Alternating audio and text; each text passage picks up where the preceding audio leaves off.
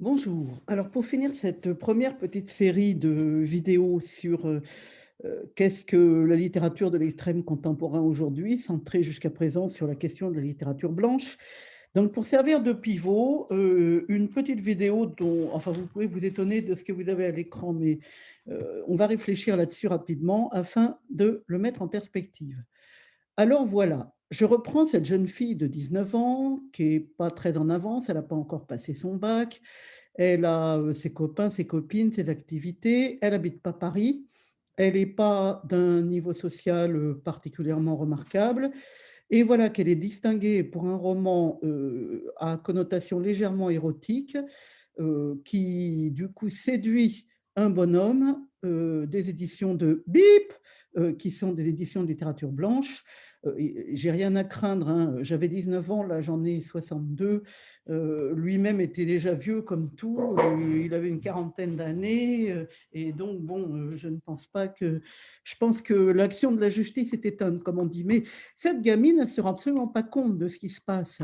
Et il serait temps que la femme de 62 ans puisse commencer à analyser un peu ce qui s'est passé véritablement.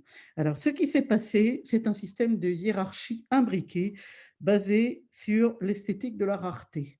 C'est de cela que je vais vous parler à présent à partir de cette anecdote de harcèlement où la jeune fille n'a rien vu venir, elle n'a pas compris. Elle n'était pas éduquée suivant l'idée qu'une jeune fille de 19 ans pouvait coucher avec un mec de 40. Ça lui venait même pas à l'esprit.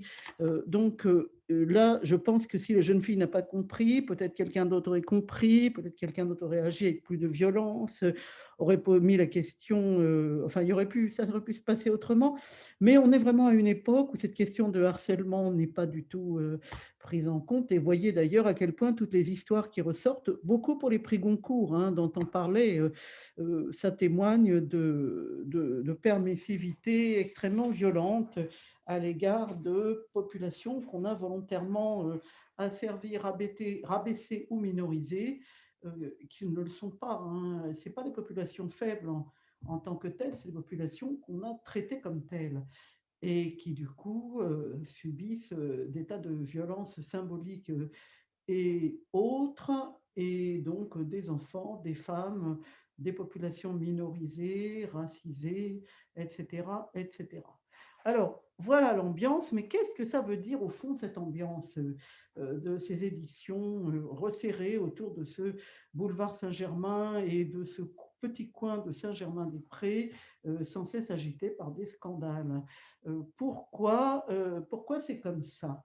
Alors, c'est là que vient mon petit schéma, c'est-à-dire essayer de comprendre de façon plus générale cette situation de harcèlement et la situation de rareté que génère ce tout petit espace d'une ville minuscule, Paris. Je ne sais pas si vous avez déjà pris l'avion, moi oui, et j'ai été frappée par le fait que Paris était comme un minuscule noyau de pêche au milieu de l'île de France qui était immense, un espace vraiment absolument tout petit, et qui se prenait pour, comme disait un ami jadis, la mantis de son cologarithme, c'est-à-dire vraiment quelque chose de très, très, très important.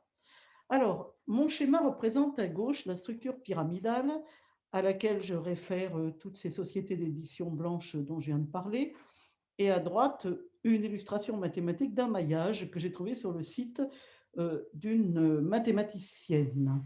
Voilà, donc ces deux images, pourquoi je vous les montre? Parce que bien clairement, il est clair nettement que la structure de toutes ces sociétés d'édition dont je vous parle, ça appartient à la première catégorie, c'est-à-dire la hiérarchie imbriquée. Alors, c'est quoi la hiérarchie imbriquée? C'est que si je suis une petite femme de 19 ans, mettons elle, là, je me représente par ce petit personnage. Au-dessus de moi, j'ai cet éditeur sexiste et peu scrupuleux qui veut exercer un pouvoir sur moi. Mais au-dessus de lui, il y a lui. Et lui, il veut exercer un pouvoir sur lui. Et au-dessus, il y a le grand chef. Le grand chef veut exercer un pouvoir sur tout le monde. Donc, les gens sont pris dans un système hiérarchique où ils se retrouvent à être violents vis-à-vis de la personne qui est au plus bas de l'échelle, en l'occurrence, là, la gamine de 19 ans. Ça peut être quelqu'un d'autre, hein, bien évidemment, c'est un cas de figure. Et puis, tout en haut de la pyramide, il y a le chef qui les écrase et tout. Donc on est dans un système d'obéissance aux ordres, un système, extrêmement hiérarchisé et ça explique peut-être, ce côté, cette dimension de violence symbolique ou pas, que subissent, non seulement les personnes qui sont tout en bas de cette échelle, mais également celles qui sont placées à mi-hauteur, à divers degrés. Même le chef, d'après certaines études, je pense à Henri Laborie, vous vous rappelez, Éloge de la fuite, etc. Les expériences faites avec les rats, dont témoigne le film de Alain Resnais, Mon oncle d'Amérique. Bon, on voit comment les rats les plus stressés sont les rats dominants et pas forcément les rats dominés, et qu'il existe aussi des francs-tireurs ou des franches tireuses qui vont faire leur petit bonhomme de chemin à part, qui n'auront certes pas les gratifications de ce genre de choses, mais qui s'en tireront malgré tout de façon extrêmement satisfaisante. Mais là, quand la fille elle a 19 ans, etc., elle ne sait pas qu'elle est en train de sortir d'un système dominant-dominé, qu'elle prend la tangente, qu'elle va faire autre chose et que ça va lui procurer bien des joies, mais peu de reconnaissance. Elle s'en fiche total et même à 62 ans, elle s'en fiche encore. Mais c'est intéressant d'analyser, c'est la passion, c'est d'analyser comment ça marche. Alors pourquoi ces hiérarchies imbriquées existent-elles? Pourquoi ne fonctionnent-elles pas en maillage? Et le maillage, il va nous être très utile pour la suite. C'est-à-dire qu'aujourd'hui, les systèmes d'auto-édition, de fanfictions, de rapports entre les gens, et ça, c'est vraiment inauguré par tout ce qui est, je vais vous le montrer comment, littérature, ce qu'on appelle la littérature de l'imaginaire. C'est vraiment quelque chose qui se passe à cet endroit-là et qui est tout à fait spécifique et qui n'apparaît pas du tout dans la littérature dite générale, c'est-à-dire la littérature, disons, blanche, à connotation hiérarchique. Eh bien, ce schéma, il va devenir le schéma de plus en plus fréquent aujourd'hui.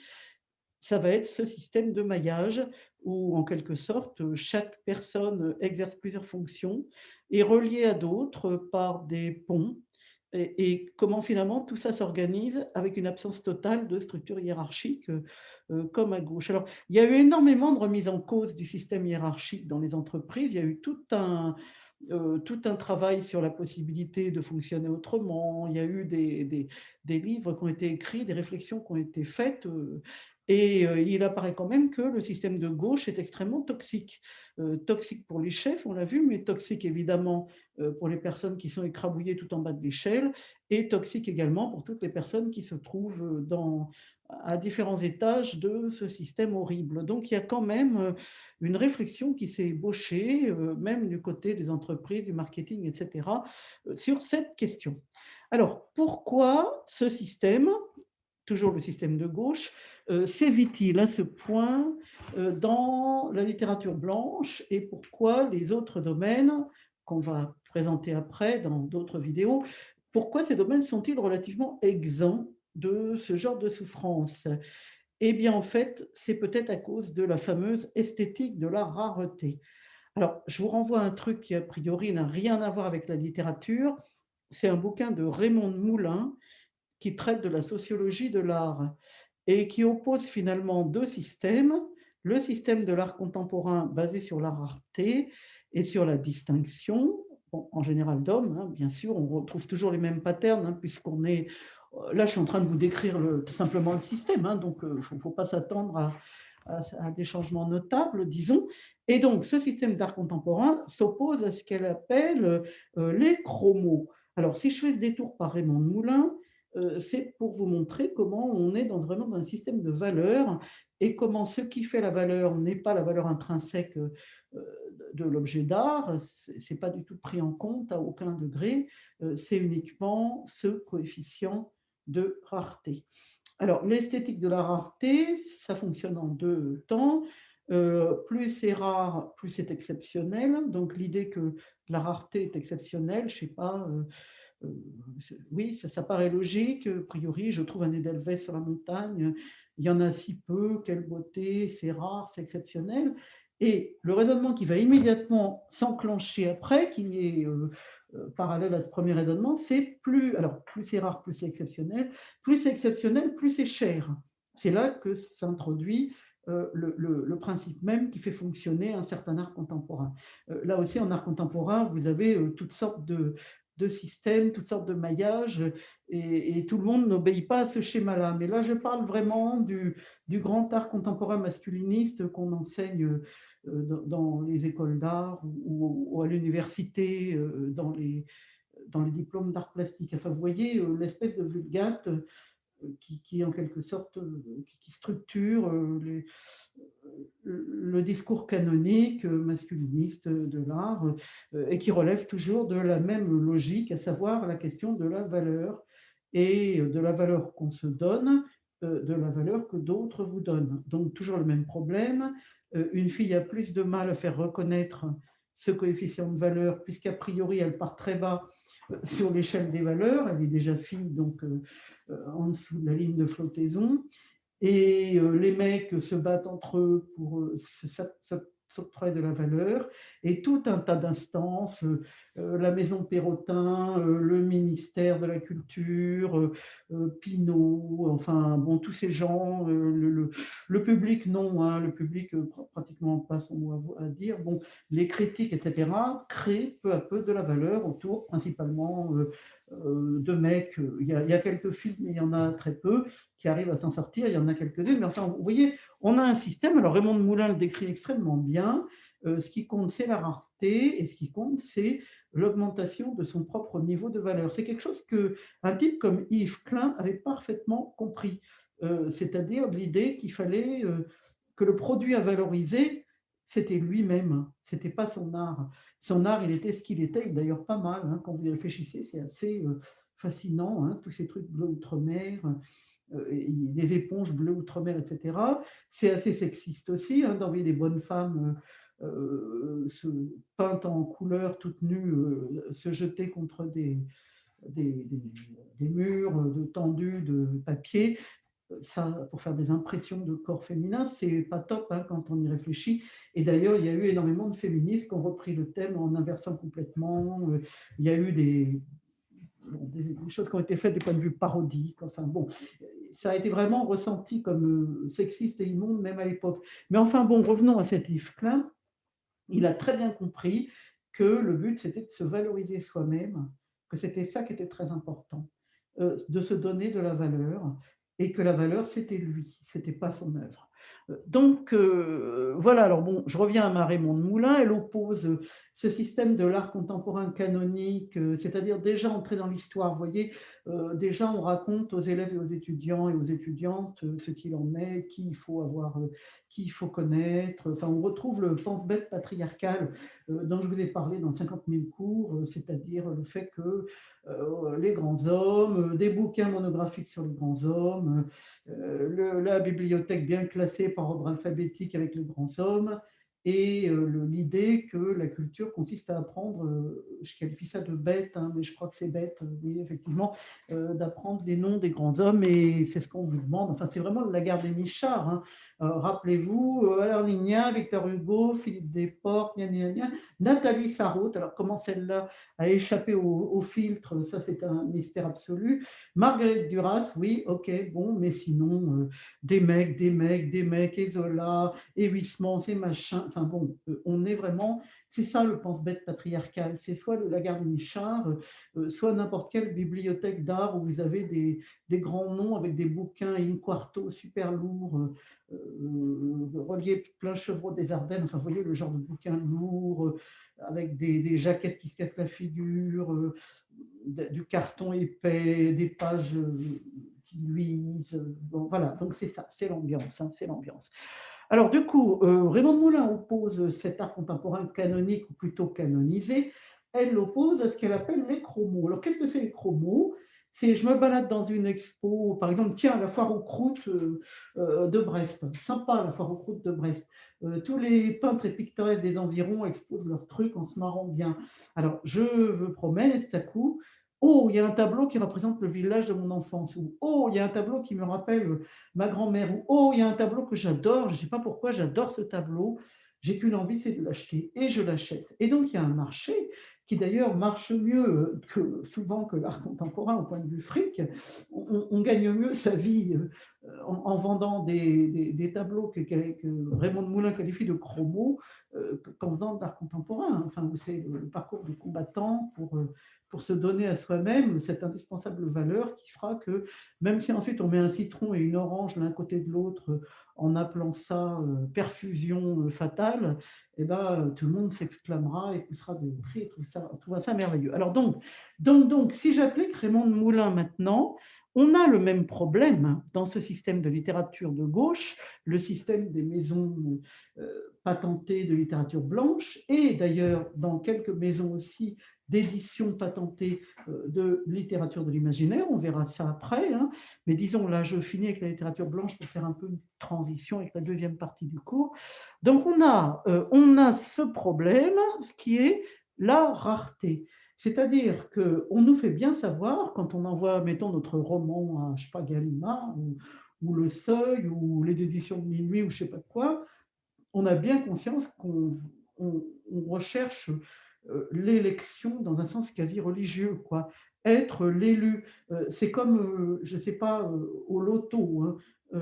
On joue au loto et on gagne 250 millions de milliards. C'est la même chose, c'est-à-dire c'est l'idée d'être l'élu parmi d'autres, c'est-à-dire en gros de se retrouver pour une fois dans sa vie au sommet de quelque chose qui ressemblerait assez à ce que j'ai à gauche, à savoir une pyramide, hein. Être au sommet de la pyramide, être l'élu, être remarqué, être choisi, être cet être suprême qui tout d'un coup acquiert énormément de valeur dans un système qu'on ne songe pas et qu'on n'a pas intérêt à songer, en l'occurrence, à remettre en cause, vu que c'est un système qui nous plaît et qui est absolument merveilleux puisqu'il nous a valorisés. Alors, l'esthétique de la rareté, ça veut donc dire qu'il partir 500, non, c'est l'inverse. C'est pas il partir 500 et par un prompt renfort, hein, nous partîmes 500 et après ils sont 3000 en arrivant au port. Non, c'est l'inverse. Ils partent à plusieurs millions et se retrouvent à 1. Et ça, quand vous y réfléchissez un peu à cette structure, alors là je réfléchis vraiment à la structure, c'est la structure de la starification. C'est-à-dire, qu'est-ce qu'une star? C'est 1 sur 100 000, 1 sur 200 000, etc. Alors, c'est vrai que quand il n'y avait pas Internet dans ma jeunesse, on bénéficiait d'une certaine, un coefficient de naïveté. C'est-à-dire, par exemple, on passait un concours, bon, et on ne savait pas trop qui le passait. On n'avait pas de moyen de savoir combien on était à passer ce concours. Mais on aurait peut-être eu peur si on s'était rendu compte qu'il n'y avait qu'une personne sur 2000, 5000, 10 000 qui obtenait le concours. Peut-être que ça nous aurait fait peur. On n'aurait pas pensé une seconde qu'on pouvait être l'élu. Donc on faisait les choses sans avoir cette référence. Mais maintenant, cette référence, elle est encore plus importante et encore plus constante, ne serait-ce que dans les blogs avec les histoires de millions d'abonnés. Alors moi, il n'y a rien qui me fait plus marrer qu'un crétin ou une crétine quelconque qui dit les gens, vous vous rendez compte, j'ai franchi le seuil de X abonnés. Enfin, c'est d'un ridicule achevé, hein, comme vous l'avez bien compris, mais c'est un petit système de starification. Les gens se sentent stars alors qu'il y a des millions de blogs qui ont des millions d'abonnés et que ça n'a pas d'importance. Ceci dit, ça accorde une certaine valeur à qui? À ces gens dans le système capitaliste, puisqu'à ce moment-là, on leur propose de monétiser leurs vidéos, ils peuvent gagner leur vie comme ça. Donc c'est un peu un rêve de certaines personnes d'arriver à avoir X millions d'abonnés pour pouvoir monétiser ça. Évidemment, il vaut mieux le faire en anglais, parce que pour avoir 1 million d'abonnés en anglais, c'est extrêmement facile, alors qu'en France, c'est plus dur, forcément, question d'air linguistique, hein, de francophonie. Mais quand même, bon, disons, sur l'ère des États-Unis, etc., non, ça ne suffit pas d'avoir 1 million d'abonnés, personne ne déclenchera la machine à sous, hein. Alors qu'en France, oui, si vous avez X abonnés, ça y est, vous commencez à avoir des pubs, et la machine capitaliste de la pub, c'est-à-dire de vendre des tas de trucs à des gens, se met en marche. Voilà. Donc, starification obsessionnelle, la star, le phénomène de la star, machin est une star, je ne sais pas, Prince, je prends des exemples débiles, David Bowie, mais enfin bon, c'est idiot mes exemples, mais bon, vous voyez ce que je veux dire. La starification, c'est l'idée que la valeur de la personne, du groupe, de n'importe quoi est tellement forte, est devenue tellement forte, alors que c'est vous, ouais, c'est vous les citoyens et citoyennes qui donnez de la valeur à ces gens-là, et ben, du coup, la valeur, elle apparaît comme une sorte de bulle, vous voyez, qui flotterait dans l'air, qui viendrait de Dieu. Moi, je suis toujours frappée du côté religieux de ce genre de choses. Être l'élu, avoir l'impression que la manne céleste vous tombe dessus, alors qu'en fait, c'est parce que les gens ont cliqué.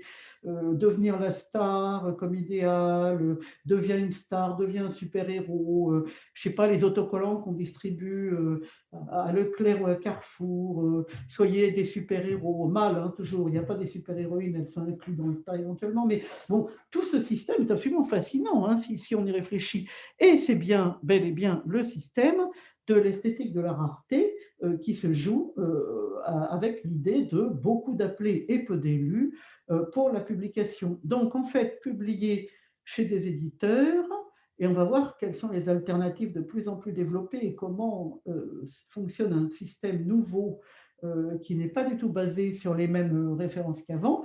Mais j'anticipe pas, je reviens à mon sujet.